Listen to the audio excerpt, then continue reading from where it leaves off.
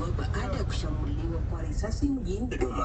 Kwanza kabisa naomba nitoe shukrani zangu kwa Mungu wetu wa mapenzi kumleta hai mpaka hapa nilipo. Kama isingekuwa Mwenyezi Mungu, maisha yangu yangeishia nyumbani kwangu Dodoma siku ile.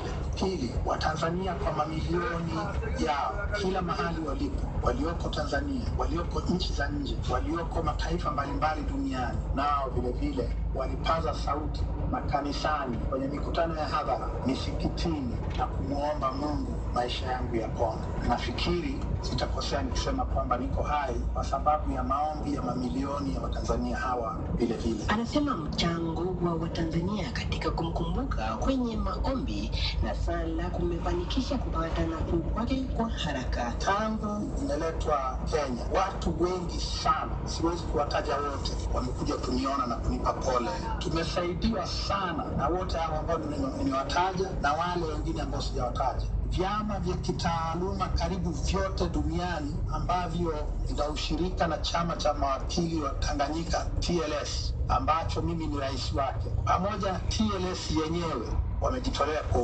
upendo mkubwa sana, kwa ukarimu mkubwa sana, kuhakikisha kwamba ninapata tiba au ninasafirishwa na mambo ambayo yanahitaji kufanyika yanafanyika. Madaktari, wauguzi, wafanyakazi wa kawaida wa hospitali ya Nairobi, wa hospitali ya mkoa wa Dodoma, wote hao nawapa pongezi zangu za dhati.